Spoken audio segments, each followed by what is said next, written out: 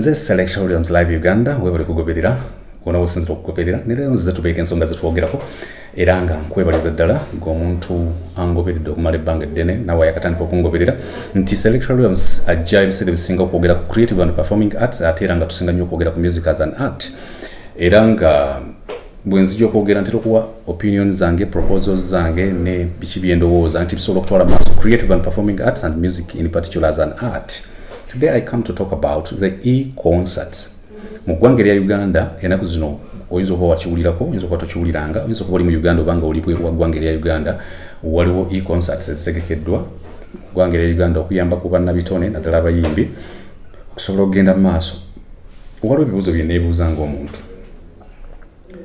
nti e-concerts ezo tulina ebibuuzo bye ngenda okubuuza gwe mbikulekere obiddemu nti bwe zizze of course e-concerts zino zigenda kubeera online concerts zigenda kubeera zitegekeddwa nga ziragibwa ku mikutu gya TV oba ku mukoto gwa TV oba ku mikutu gya TV mwe bannayuganda gye batuukeko yonna gye munaabeera nkimanyi egimu kijja kubiyitizibwa shows ezimu zijja kuyisibwa ne ku internet n'awalala wonna biyinza okuba nga byonna bigendererwa byakusobola kuyamba bannayuganda naddala ba creatives okusobola okugenda mu maaso naddala nga tukyali mu lockdown eno coronavirus disease 2019 akyatubala embiriizi nga naffe tufuba okugoberera standard operating procedures nga social distancing face masking sanitizing n'ebirala bingi nnyo naye kisinziira e-concerts zazze lwaki e-concerts in my opinion zirina okuba nga zazze okuyambako ku bannabitone naye ekibuuzo kiri nti buli ajja okuyamba ku bannabitone naddala abayimbi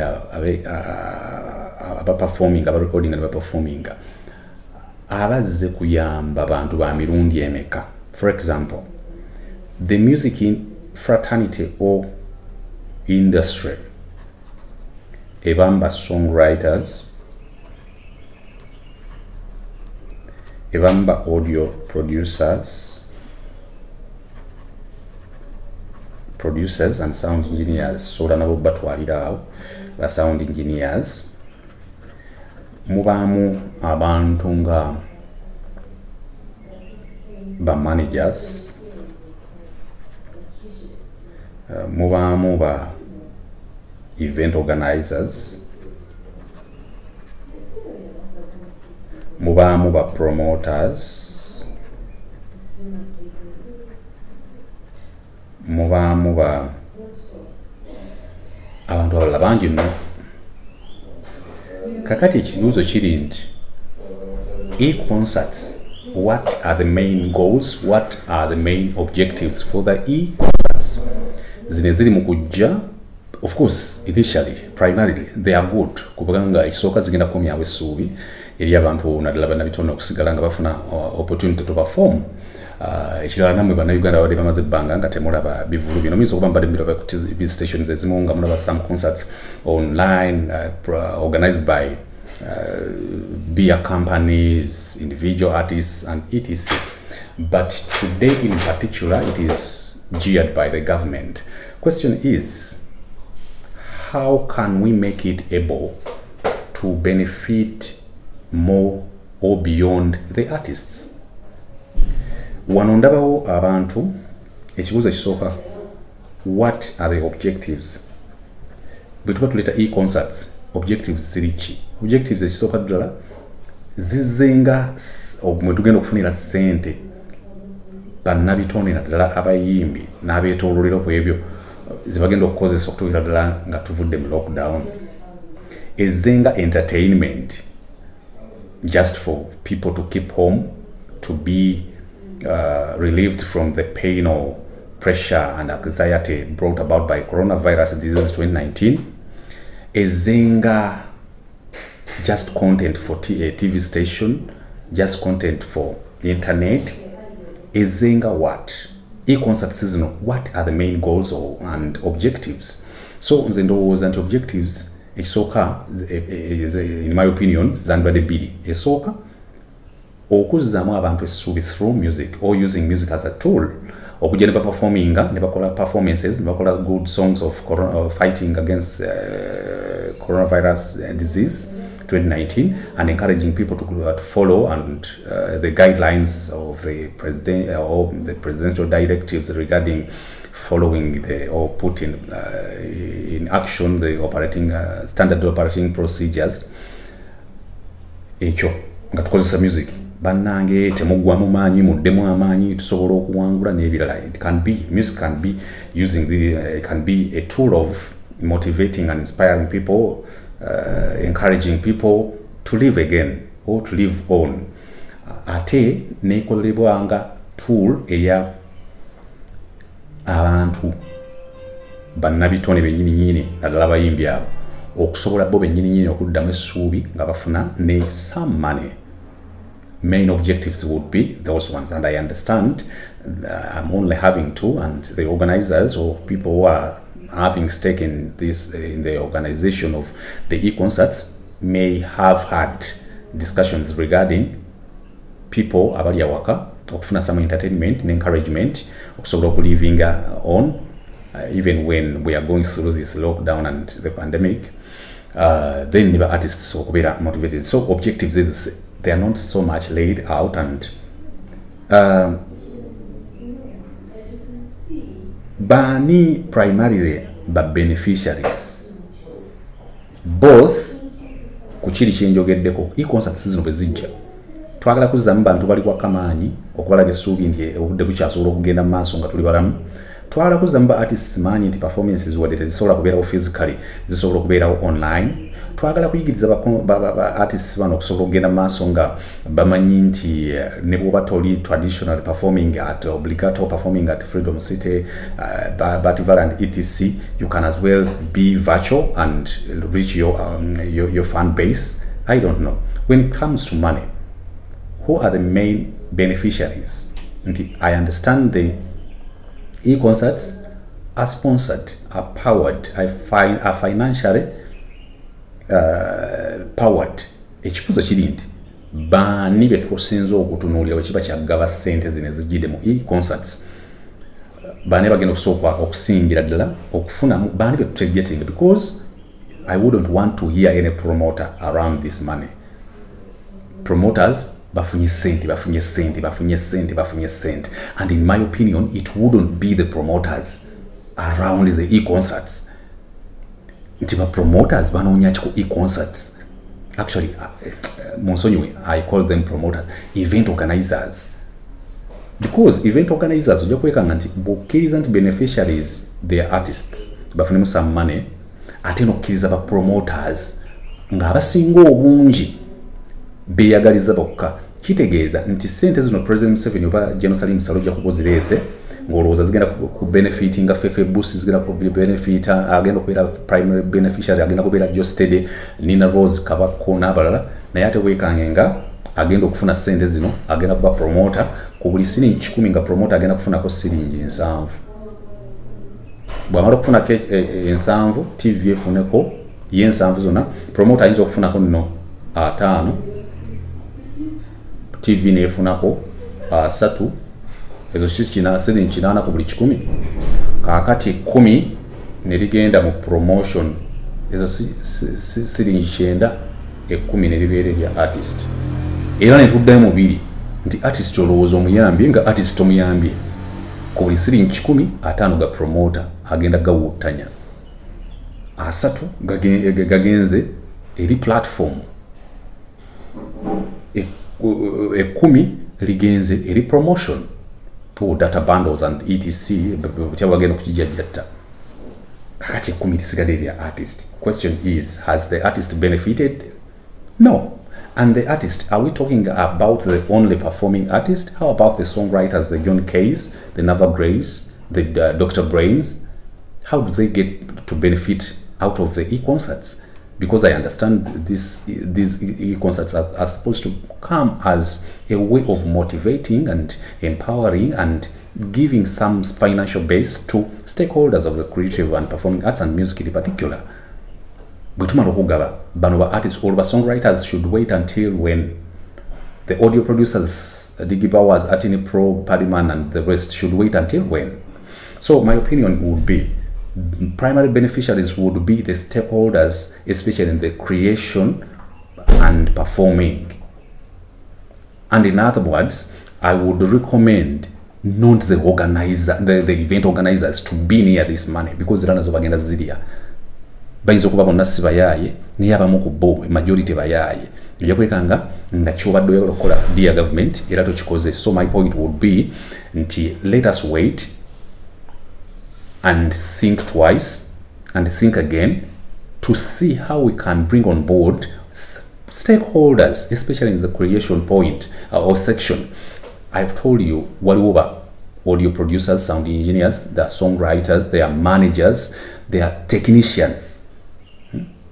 But technicians are abavera ku bivulu abatirawo ebyuma so nze ndowooza bali bafuna naye ojja kwekanga nti sente zino ziza e-concert. President Museveni ne government oba ne General Salim Saleh balowooza nti bayambye abantu in actual sense nga tebayambye. So that is my opinion, and as someone who does commentary and analysis regarding entertainment and music in particular, I come to give my opinions, especially for my fans and for you people who follow me from a distance, to pick, maybe if necessary, to pick a leaf or a benchmark or pick a point out of it. Because like I've told you, ojja kwekanga nti olowooza nti oyagala kuyamba bayimbi naye nga togenda bayamba. Promoter sente zonna agenda kugenda nazo ebitundu 5 in my opinion, because I've seen them for 15 years. Sente zazo ebitundu 5 bagenda. TV station is okutwala 30%, if not 40%. And promotion will take 10, and you will remain with only 10. At 10%, 100%, 50% is taken by the promoter. So dear government and whoever is sponsoring the e-concerts, it is a good initiative. Naye, my opinion is to inzo ochibalo bubi nekitatuviira bintu birungi. Another thing is, of course, who are the organizers? Of course, the promoters, or a promoter, or 2 promoters, or 3. Tujja kwekanga nti bwaba yategese era of course ya cracking the deal era yagenda kumaliza nga kifunye mkinzo oba kiddamu kiri kyenvuddeko. How many artists are targeted? We talk tugenda mu e-concerts zino. We estimate to have how many artists to have performed at the end of it all. Tuba tubalaba mutulowooza ba artists bameka abana ba performance kino kyonna bwe kinagwera tunaba tukakasizza nti ba artists bameka abana ba performance. Otherwise siyinza okwekanga nga kyonna tukivuga ne tukivuga naye nga ba artists balwa ba performance era nga tekirina kyekiyambye. So we need to have a number. Tulina okuba ne database egamba nti mu Uganda at least abantu abatera okuperforminga on a monthly basis in Uganda where there is no COVID, but at least not targeting a certain number of those people. No government, at least one of another performance to Jacoba Deco. And how many performances? Of course, there are around 54 performances. With how many artists? Again, it comes back. And how many shows per day, per week, per month, and for how many months or years? Is another question. And what are the criteria to determine? We go through what are the procedures when to run artists to perform, and who determines who gets how much? Who determines who gets how much? And what are the procedures or criteria we use to determine who performs? Ebintu ebyo byendowooza nti nga tuleta e-concerts n'obuyambi obulaba n'obugenda okujja tulina obirowoozaako. And another way forward and recommendation would be nga tugenda maaso government ng'ekyagenda maaso n'ebintu bino byonna, I would recommend nti ekisooka twewale okuddamu ssente okuzizza gye ziyisibwa ne zibbibwa. Naye nga nvaawo ekintu kye njagala tulowoozaako kye kino. Government y'eggwanga lya Uganda nga twagala okwongera okupromotinga music, tulowooza ku bintu bino nga bisatu. 1, an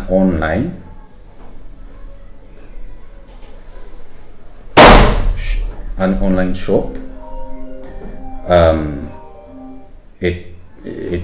TV channel, and a platform, performing platform.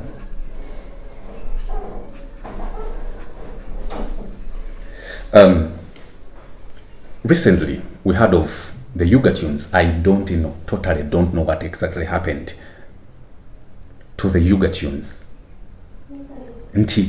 Sometimes the government has good ideas, good initiatives, good things.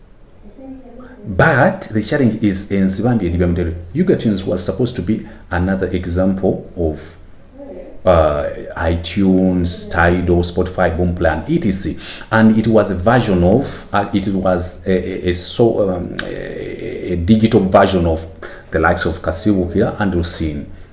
Naye was olwa research yatali mutono ate n'okuba nti obudde bwali butono n'okwagala okuba nti eva tukireeta tukikunukkiriza ku individuals nekigana. But I would recommend, I would encourage government and whoever is responsible for putting in money in the industry, especially James Salim Saleh, okulowooza empowering Ugandan investors to invest in an online shop that buys, or where people can go and put their music like they do on iTunes and on other online shops, nebagula music, so that we have our own. Tulekera okuba nti buli sawa it is Tidal, it is Spotify, it is where. And so online shop should be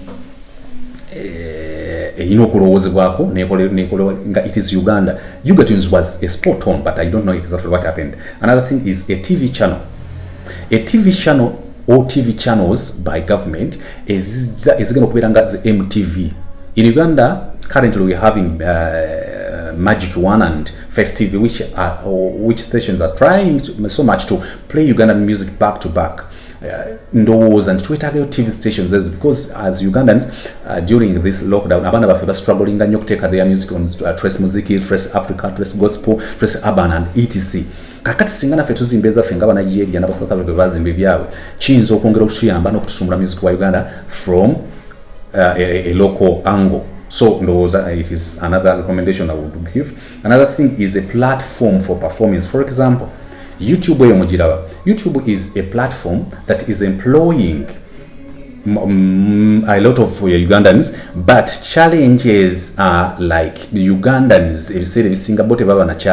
How about if we came up with something ekifanana YouTube kakati nga kino kye kigenda okubeera an engine where Ugandan music artists will go and have their accounts, they will subscribe and have accounts of Pius Mayanja or Palaso Jose Chameleon nga bwe tubeera ku YouTube nti concert seezo bana Uganda bo oyinza okusanga ng'omuyimbi alina abantu abamugoberera balinga nga million number ku Facebook for example, and having followers across board online.